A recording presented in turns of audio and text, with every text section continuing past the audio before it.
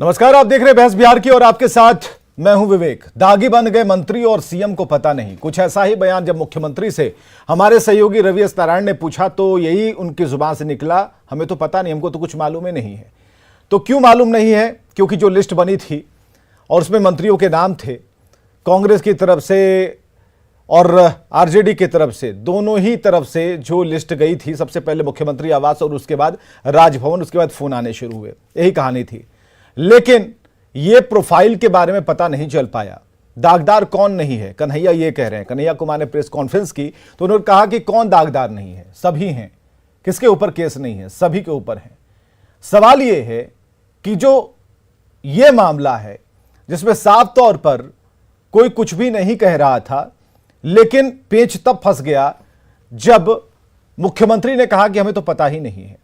एक छोटी सी रिपोर्ट हम आपको दिखाएंगे, उसके बाद जिन पर यह शिकंजा कसा है, जिन पर यह बात हो रही है, अब तो वाम दलों ने भी कह दिया है कि इन पर पुनर्विचार कीजिए, क्योंकि अब और कार्तिकेय सिंह पर सीपीआई एमएल ने मांग कर दी है। यह सियासत की बड़ी खबर हम आपको बता रहे हैं। वाम दल जो कि जिन्होंने मंत्री पद लेने से इनकार किया लेकिन सपोर्ट कर रहे हैं सरकार का, उन्होंने कहा कि सीएम डिप्टी सीएम पुनर्विचार करेंगे तो बेहतर होगा। और महागठबंधन में सीपीआई-एमएल है और ऐसे लोगों से छवि धूमिल होती है। एक छोटी सी रिपोर्ट हम आपको दिखाने जा रहे हैं।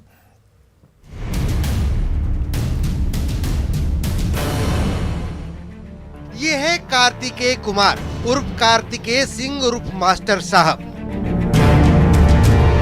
जो महागठबंधन की सरकार में कानून मंत्री बनाए गए हैं। कैबिनेट विस्तार के दूसरे दिन ही कानून मंत्री आरोपों के कटघरे में घिर गए हैं। नए कानून मंत्री कार्तिकेय सिंह पर ही कानून को ठेंगा दिखाने का आरोप है। दरअसल जिस दिन उन्हें एक अपहरण केस में कोर्ट में सरेंडर करना था, उसी दिन कार्तिकेय कुमार राजभवन में मंत्री पद की शपथ ले रहे थे। इस बाबत जब सीएम नीतीश कुमार से सवाल किया गया तो उन्होंने सीधा कह दिया कि उन्हें इन सब बातों की कोई जानकारी नहीं है। उनको वारंट जारी हुआ है सर कार्तिकेय पे? नहीं, को नहीं पता, इसके बारे में जानकारी हमको उनको वारंट जारी हुआ है सर कार्तिकेय पे? नहीं, को नहीं पता, इसके बारे में जानकारी हमको कार्तिकेय सिंह के कारनामों की जानकारी नीतीश कुमार को नहीं है। हैरानी की बात यह है कि कार्तिकेय कुमार की पार्टी आरजेडी भी कह रही है कि इस पूरे मामले से वो अनजान थे। आपके विधि मंत्री जो हैं उन पे आरोप सामने आया है। कुछ टेलीविजन स्क्रीन पर हम देखे हैं इन चीजों को, संज्ञान में ये चीजें नहीं थी और मैं जानता भी नहीं था कि मामला क्या है। इस पूरे मामले पर अब खार खाई बीजेपी ने सीधा कार्तिकेय कुमार की बर्खास्तगी की मांग कर दी है। वैसे बीजेपी का साफ तौर पर मानना है कि बिहार में जंगल राज की वापसी हो चुकी है। बाहुबलियों की भरमार है इस मंत्रिपरिषद में। पहले तो आनंद मोहन की घटना घटी, शपथ ग्रहण के पूर्व और शपथ ग्रहण के बाद एक मामला नहीं है। इनके मंत्रिपरिषद में बाहुबलियों की भरमार है। सुरेंद्र यादव, ललित यादव, रामानंद यादव, चंद्रशेखर जो मंत्री बने हैं वो दिल्ली एयरपोर्ट पर 2 साल पहले 20 कारतूस के साथ गिरफ्तार किए गए थे। तो इस मंत्रिपरिषद में बाहुबलियों की भरमार है। कि मांग कर रहा हूँ कि अविलंब कानून मंत्री का मंत्रिपरिषद से उनको बर्खास्त किया जाना चाहिए। दरअसल चुनावी हलफनामे के मुताबिक कार्तिकेय कुमार पर अपहरण का मामला पटना के बिहटा थाने में दर्ज है। आईपीसी की धारा 363, 365 और 364 में केस दर्ज है। राजीव रंजन की 2014 में किडनैपिंग हुई थी। 16 अगस्त को कोर्ट में इसी मामले में पेशी थी। हालांकि जब मामला सुलगा तो राहत वाली कोर्ट की चिट्ठी भी सामने आई, जिसमें 1 सितंबर तक गिरफ्तारी पर स्टे का ऑर्डर है। इसके बाद भी सवाल ये उठता है कि मुख्यमंत्री को कानून मंत्री के बारे में जानकारी नहीं, आरजेडी को कार्तिकेय कुमार के किसी भी कांड की जानकारी नहीं, तो फिर किस आधार पर कानून विभाग का जिम्मा कार्तिकेय कुमार को सौंप दिया गया है? दिल्ली से अमितेश कुमार के साथ पटना से अमित कुमार की रिपोर्ट। चलिए, सोशल मीडिया पर आपको आजादी है कि जो न्यूज़ 18 बिहार झारखंड का सोशल मीडिया है, फेसबुक है, यूट्यूब है, इस पर आप अपने कमेंट लिख सकते हैं। आपके भीतर के जो विचार हैं, आप समर्थक हो ना हो, इस सब्जेक्ट को कितना देख पा रहे हैं या फिर तह तक जाने की आपने कभी कोशिश ही नहीं की और आप इस पर कह रहे हैं। हम भी वही जानने की कोशिश कर रहे हैं जो आप, इसलिए कमेंट बॉक्स को भरना शुरू कर दीजिए। और 2-3 कमेंट आने अभी तक आए हैं, जिसमें अनमोल यादव हैं और अखिलेश हैं।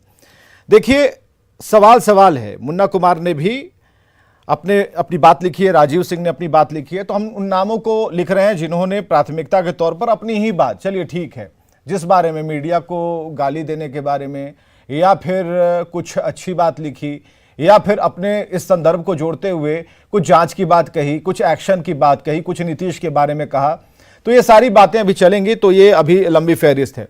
हम सीधे उस पॉइंट पर आते हैं। हमारे साथ प्रेम रंजन पटेल, प्रवक्ता बीजेपी से हैं, ऋतु जायसवाल, प्रवक्ता आरजेडी से, संजय कुमार, डॉक्टर संजय कुमार, राजनीतिक विश्लेषक हमारे साथ हैं। सबका एक साथ बहुत बहुत स्वागत करना चाहेंगे। हमें ऋतु जायसवाल जी जरा बताइए कि क्यों जब लिस्ट फाइनल हो रही थी, जो सिंपल सवाल है, देखिए अभी कोई कठिन सवाल हम नहीं पूछने वाले, ज्यादा कानून का मामला है तो उसमें ज्यादा कोई हाथ ना डाले तो बेहतर है, लेकिन जो सरल सवाल है वो ये है कि जब लेकर पेज नीतीश कुमार के पास लेकर जा रहे थे, उस सूची को लेकर जा रहे थे कि देखिए साहब हमारे पास इतने लोगों की लिस्ट है, तो क्या उस समय कोई प्रोफाइल की बात नहीं हुई थी? उन किसके ऊपर क्या चार्जेस हैं इसकी बात नहीं हुई थी? क्या प्रोफाइल को चेक किसी ने नहीं किया? या फिर जो धाराएं लगाई गई हैं उस बारे में किसी ने नहीं पूछा? सिर्फ यही कि हाँ उनको भेज दीजिए और राजभवन से फोन चला जाएगा और मंत्री पद की शपथ ले लेंगे। हुआ क्या और किस पर क्यों ध्यान नहीं दिया गया? जो आज सवाल है कि सीएम को पता नहीं, सीएम ने कहा है कि हमें कुछ पता नहीं है, तो ऐसा क्यों है? बात आरोपी की कर रहे हैं या दोषी की कर रहे हैं? क्या जो दोष आरोप उन पे लगाए हैं, क्या कोर्ट ने उसको सिद्ध कर दिया है? तो बात है ये, अगर इस तरह से अगर हम आरोपी की बात करेंगे तो आप ये समझ लीजिए कि पूरे देश का, मैं चैलेंज करती हूं कि पूरे देश में कोई विधानसभा ऐसा नहीं है जहां पे कि दागी विधायक नहीं है और सदन में दागी सांसद नहीं बैठे हैं। आपके देश के गृह राज्य मंत्री, उनके ऊपर 11 ऐसे चार्जेस लगे हैं, आर्म से लेके अटेम्प्ट टू मर्डर से लेके गोला बारूद सब चीज के कितने चार्जेस उन पे लगे। तो सबसे पहला रेजिग्नेशन अगर आरोप के आधार पर ही अगर आपको सवाल खड़ा करना है तो सबसे पहला सवाल देश के गृह राज्य मंत्री पे खड़ा होना चाहिए, उनको रेजिग्नेशन देना चाहिए। बात मामला क्या है, मुद्दा क्या है? आरोप के आधार पर बात करनी है या कोर्ट की दोषी? आपको कोई नहीं रोकेगा, कोर्ट को। लेकिन ऋतु जायसवाल जी, दूसरे गड्ढे में गिरेंगे तो हम भी गिर जाएंगे। गड्ढे में कौन गिरा? आरोप सिद्ध हो गया। चयन की बात, क्या उनको कोर्ट चयन की बात है। देखिए ऋतु जायसवाल जी, बिल्कुल ऐसा कुछ नहीं है, हम कह रहे हैं कि चयन की बात है। जब लिस्ट फाइनल होती है तो बहुत कुछ देखा जाता होगा। तेजस्वी जब बैठे होंगे, लालू प्रसाद से झड़प की होगी, मुख्यमंत्री से जब बात की होगी, तो बिल्कुल स्पेशल क्लास के अच्छे लोगों को मंत्रिमंडल में शामिल करना है जो बिल्कुल साफ सुथरी छवि के। हम थोड़ी कह रहे हैं कि आचार संहिता के उल्लंघन का मामला है। हम खुद ये चाहते हैं, हम खुद यही चाहते हैं कि भाई जिनका मैंडेट है केंद्र में वो ऐसे कानून लेके आए तो आचार संहिता के उल्लंघन का थोड़ी मामला था, ये मामला तो काफी बड़ा है, तो अपहरण वाला मामला है। आचार संहिता की बात नहीं, अपहरण, मर्डर, बलात्कार जैसे कितने ही आरोप जो है वो भाजपा के, आप जीवेश कुमार की बात कर लीजिए जिन पर कितने मामले दर्ज हैं, आप पंकज कुमार की बात कर लीजिए जिन पर कितने मामले तो वही कह रहे हैं कि भाई दूसरे के ऊपर चार्जेस है तो दूसरे में 5 थे 25 थोड़ी लेके आ जाएंगे। यही सवाल है ना। देखिए बिहार में गवर्नमेंट, जो भी गवर्नमेंट है वो हमारी गवर्नमेंट है, ठीक है, जो भी गवर्नमेंट है, जो भी सरकार है वो हमारी सरकार है, वो हमारे लिए बेहतर काम करेगी, बेहतर सोचेगी। तेजस्वी हो या नीतीश कुमार हो या कल तक बीजेपी की सरकार थी। हम चैनल पे बैठे हैं, आप डिस्कशन कर रहे हैं, आप कोर्ट नहीं है जो आप फैसला सुनाएंगे। आरोप हमने फैसला कहाँ सुनाया है? ये अधिकार तो कोर्ट को ही है। सुना रहे ना? नहीं, ये फैसला नहीं है ऋतु जायसवाल जी, 1 मिनट, कोई फैसला नहीं है। हमारा बस यही कहना है कि किसी के पास अगर 5 दागी है तो हम 25 लेके थोड़ी ना आ जाएंगे, हम तो उसको बराबर चेक करेंगे। राज्यसभा सांसद बीजेपी के एल मुरुगन 21 केसों के आरोपी हैं। ऐसे प्रेम रंजन पटेल जी, चलिए आप ही को शायद ऋतु जायसवाल जवाब देंगे। प्रेम रंजन पटेल जी को लाइए। विवेक जी, शांतनु ठाकुर जी, आरोप 2 प्रकार के होते हैं, एक आपराधिक मामला और एक राजनीतिक साजिश के तहत। ये दोनों जो ऐसे होते हैं, एक साजिश होती है राजनीति में जो व्यक्ति होता है उसके खिलाफ, और एक आपराधिक होता है हत्या करना, लूट करना, बलात्कार करना, नरसंहार करना, ये दोनों में अंतर तो समझना पड़ेगा कि कौन से हैं। अब जिनकी बात कर रहे हैं उनके ऊपर अपहरण का मुकदमा है, ये कोई राजनीतिक साजिश के तहत नहीं किया गया है, इनके ऊपर लगे हुए हैं। अब इनको बेल लेना था, न्यायालय ने जो है से 1 सितंबर तक केवल जो है से गिरफ्तारी पर रोक लगाई है।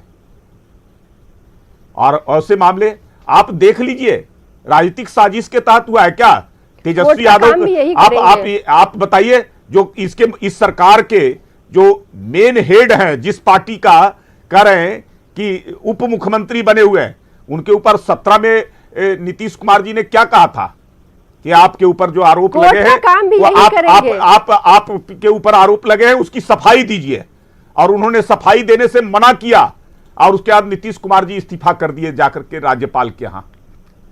आज कौन सा मामला जो है से बेल पर है, ट्रायल हो रहा है, स्क्रीन पर है, उनके ऊपर जो है से केंद्र के 78 ये बता दीजिए जो है से 33 मामला चल रहा है, कभी भी जेल जा सकते हैं। 78 मंत्रियों में से 33 अब वो मामला समाप्त नहीं हो गया है, देने के लिए बोलिए। आज तक जो है से उन्होंने सफाई नहीं दिया है। 116 सांसद जो है वो आपराधिक छवि के, अब ऐसे जो है से आप कह सकते हैं 32 मंत्रियों में 23 पर आरोप हैं, लेकिन मैं तो कह रहा हूं कि गंभीर आरोप वाले लगभग दर्जन विधायक हैं, जिनके ऊपर जो है से हत्या का, अपहरण का, डकैती का, लूट का, नरसंहार का, नाबालिग लड़कियों के साथ जो है छेड़छाड़ करने का ऐसे आरोप, ये राजनीतिक आरोप नहीं है, राजनीतिक साजिश के तहत नहीं है, ये गंभीर मामला आने की अपराध की दुनिया में ये लोग जैसे आपराधिक चरित्र के व्यक्ति हैं, आपराधिक चरित्र के व्यक्ति हैं, और उससे लोगों को सरकार में मंत्री बना गया। ये पहले से रहा इतिहास, इस सरकार का रहा है, कोई नई बात है क्या? 2005 तक बिहार की स्थिति क्या थी?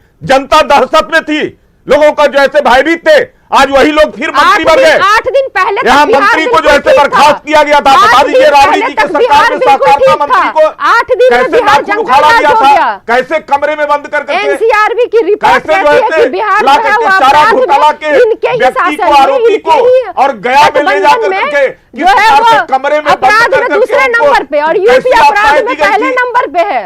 8 दिन में दिमाग खराब हो गया।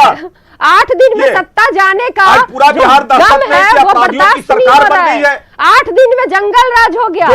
दबे कुचले शोषित गरीब पिछड़े समुदाय के लोग जिनसे अत्याचार के कारण छोड़ करके भागे थे, आज वही लोग सबसे ज्यादा दहशत हैं। उनको लग रहा है कि वही लोग जो अत्याचार करते थे, अनाचार करते थे, हमारे ऊपर तरह तरह का जो वही आकर के बैठ गए। अब कहां गुहार लगाएंगे?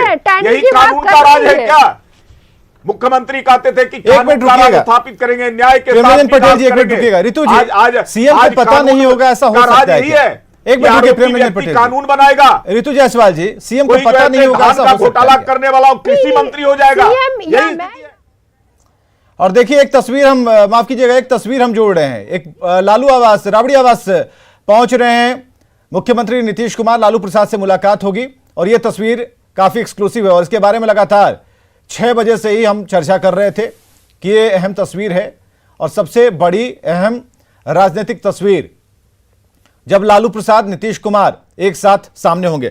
चलिए, जब तक ये फाइनल तस्वीर आए डॉक्टर संजय कुमार के पास चलते हैं। डॉक्टर संजय कुमार, नीतीश कुमार को कुछ पता ही नहीं था, उन्होंने कह भी दिया हमें तो कुछ भी पता नहीं, तो क्या ये कन्नी काटने जैसा है, या फिर पता होते हुए भी अभी एक फ्रंट मैसेज उन्होंने दे दिया कि नहीं अभी पता नहीं है, लेकिन जो वाम दलों ने मांग रख दी कि पुनर्विचार कीजिए, ये कितना ऑथेंटिक यहां लगता है और कितना इसे कितनी ताकत इसमें झलकती है कि इन्होंने कहा और इस पर सरकार सोचने बैठ जाएगी?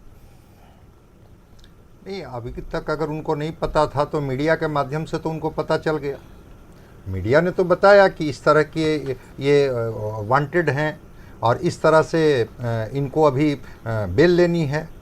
तो अगर इनको जानकारी मिल गई, आज जीतन राम मांझी जी का एक बयान मैं देख रहा था, क्योंकि वो तो महागठबंधन के साथी हैं और उन्होंने खुद अपने बारे में कहा कि मेरे ऊपर भी केस था और जब मुझसे कहा गया कि नहीं आप पर केस है, आपको रिजाइन करना चाहिए, मैंने रिजाइन कर दिया था मंत्री पद से। सबको पता है पिछली सरकार में मेवालाल चौधरी जी, उन पर भी आरोप ही थे, आरोप सिद्ध नहीं हुए थे, लेकिन जब सरकार ने तय किया कि नहीं हम इनको मंत्रिमंडल में जगह नहीं देंगे तो उनको रिजाइन करना पड़ा था।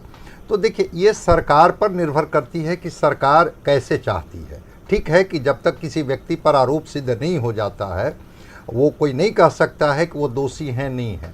लेकिन क्या राजनीति, जो 21वीं सदी की राजनीति, जो हम लोग 2022 में अगर मंत्रिमंडल का गठन हुआ तो एक नई पीढ़ी को कुछ मैसेज भी तो देना चाहते हैं। हर पार्टी में, चाहे जितनी भी पार्टियों का गठबंधन हो, हर पार्टी में अच्छे लोग भी हैं। ऐसा नहीं है कि अगर उनको जगह नहीं दी जाती तो और सब्स्टिट्यूट इनके पास नहीं थे। तो एक डेमोक्रेसी में चाहे वो मीडिया हो चाहे कोई व्यक्ति हो, ये सवाल को लेकर के जरूर मुखर रहता है कि सरकार में अच्छे लोगों को आना चाहिए, जिन पर आरोप भी अगर किसी तरह का न हो तो शायद एक रोल मॉडल होते हैं, वो पीढ़ी के लिए रोल मॉडल होते हैं, लोकतंत्र के लिए रोल मॉडल होते हैं, राज्य के लिए, देश के लिए। लेकिन हाँ, ये जो मॉडल है ना, ये बिहार का मॉडल न बन जाए, इसके लिए सभी डरते हैं। ऐसा नहीं है कि कोई पार्टी बनकर कोई मीडिया वाले सवाल कर रहे हैं, ये धारणा तो पहले दिमाग से निकालनी चाहिए। ऋतु जायसवाल जी, हम आपको ठहरने के लिए बोलेंगे क्योंकि आपकी पार्टी से शक्ति सिंह यादव जी हमारे साथ फोन लाइन पर है। शक्ति सिंह यादव जी, बात तो यही हो रही है कि मुख्यमंत्री को क्या कुछ भी सही में नहीं पता था। दूसरी बात यह है क्योंकि आपका बयान दिन भर चला और आपने ये कहा कि ठीक है, इसको हम देख रहे हैं, अगर दोषी पाया जाता तो एक्शन हो जाएगा, यही बात है। इसके अलावा अगर कुछ अतिरिक्त है तो जरूर आप कहिए। ऋतु जायसवाल जी ने बहुत अच्छी बात कही है सर संदर्भ में, लेकिन कुछ आपको सब अपने सवाल खड़ा किया है कि मुख्यमंत्री जी को पता है कि नहीं। हाँ। सवाल एक बात विवेक जी आपको जानने की जरूरत होगी, 2014 में मामला आया और 18 में समाप्त हुआ। 3 बातें मैं उल्लेख करना चाहूंगा। प्रतिवेदन जो रिपोर्ट पुलिस ने समर्पित की है उसमें कार्तिकेय सिंह उर्फ मास्टर साहब का जो है संलिप्तता इस कांड में नहीं पाया गया है, पर पुलिस का इन्वेस्टिगेशन रिपोर्ट की प्रति है। हाँ। नंबर 2, मैं आपको यह भी कहना चाहूंगा कि हाईकोर्ट ने क्या कहा। हाईकोर्ट ने कहा कि cognizance has been taken relying on the statement of the victim recorded under section 164 of the CRPC, when the victim in this statement has not even taken the name of petitioner. It is submitted that the order taken cognizance is mechanical when the police has already submitted final form. जब final form police ने report में submit कर दिया कि इनकी संलिप्तता नहीं है। नंबर 1, 14 में आया मामला, 18 में समाप्त हो गए। आप कह रहे हो कि कोर्ट ने दूसरी ऑर्डर भी दी है, इस संदर्भ में साफ साफ लिखा हुआ आप चला भी रहे हैं स्क्रीन पर कि जो आपको सूचित किया जाता है कि उपरोक्त अग्रिम जमानत आवेदन संख्या दिनांक। हाँ ठीक है, वो चला रहे हैं, लेकिन आप देखिए ना कि CPI-ML वालों ने तो आप ही लोगों को कह दिया है कि पुनर्विचार करने के लिए। नंबर दूसरी बात देखिए, ADR की रिपोर्ट 14 के बाद 14 और 19, आप 14 के पहले 2 की ADR की रिपोर्ट दी। देश के अंदर में 47% अभी इनके ठीक है, पुनर्विचार के लिए क्यों बोल रहे हैं फिर वाम दल? पुनर्विचार के लिए क्यों बोल रहे हैं? इसलिए कि जब चीजों को तहकीकात कर लेंगे, जान लेंगे, सच्चाई प्राप्त की। एक बात साक्ष्य अगर ठोस हमारे किसी भी मंत्री या किसी भी लोग पर, आम आदमी हो या खास आदमी या रसगुदार हो, अगर साक्ष्य सामने आएगा तो आपको सरकार कार्रवाई करे में 1 सेकंड के लिए पीछे नहीं हटेगी। करप्शन हो, क्राइम हो या कम्युनिज्म हो, इस पर कंप्रोमाइज का सवाल ही नहीं खड़ा होता। 14 में से 13 मंत्री भाजपा के दागीदारी थे पिछले मंत्रिमंडल में। इनको कैसे बोलने का अधिकार है? ये क्या बोलेंगे जिनके डिप्टी CM के बेटा खुद ही बेतिया में अग्नेस्त्र लहरा रहा था? ये बताएंगे हमको? सवाल वो नहीं है। हमने शुचिता के मानक को स्थापित करने के लिए पुलिस तौर पर, मैंने स्पष्ट तौर पर कहा है, हमारे नेता ने भी कहा है, हमारे सारे लोग इस बात को भाई हम तो उन्हें सुन रहे हैं जो कि आप ही के अंदर हैं, आप ही को सपोर्ट कर रहे हैं। उनका कहना है कि पुनर्विचार कीजिए। अगर मामला सामने अगर विधि सम्मत स्थापित होता दिखेगा तो आई एश्योर यू फुल्ली कि एकदम कार्रवाई होगी, नो डाउट। चलिए, बहुत बहुत शुक्रिया बातचीत करने के लिए। शक्ति सिंह यादव ने अपनी बात कह दी, लेकिन सवाल तब पैदा होता है जिन बातों को लेकर रविशंकर प्रसाद सामने आते हैं। कानून की ज्यादा उन्हें जानकारी है, हालांकि अंग्रेजी में पढ़कर शक्ति सिंह यादव ने सब कुछ बताया, ट्रांसलेट करते तो बिहार की जनता को समझ में आता। डॉक्टर संजय कुमार हमारे साथ मौजूद है। डॉक्टर संजय कुमार, इसमें कहां पेज फंसा हुआ है? ठीक है, दोषी पाए जाएंगे, कार्रवाई होगी, नो डाउट कार्रवाई होगी, लेकिन उससे पहले क्या? जो लिस्ट बन रही है, जो एक प्रचार हो चुका है या फिर जो बातें आ चुकी हैं सामने, उससे कैसे पूछेंगे? अब तो वाम दलों ने कह दिया है पुनर्विचार कीजिए। नहीं, देखिए, वाम दल तो अगर कहे हैं कि हम पुनर्विचार कीजिए तो ठीक है, ये तो सच्चाई को उनको भी बताएंगे, क्योंकि वो गठबंधन में है तो गठबंधन के साथियों को भी इनको बताना पड़ेगा कि हाँ, जो प्रचार या जो परसेप्शन बना है या जो पब्लिक डोमेन में चीज़ें आई हैं, सच्चाई उससे इतर है। वो इनका काम है कि ये कैसे उनको CPI-ML के लोगों को बताएंगे।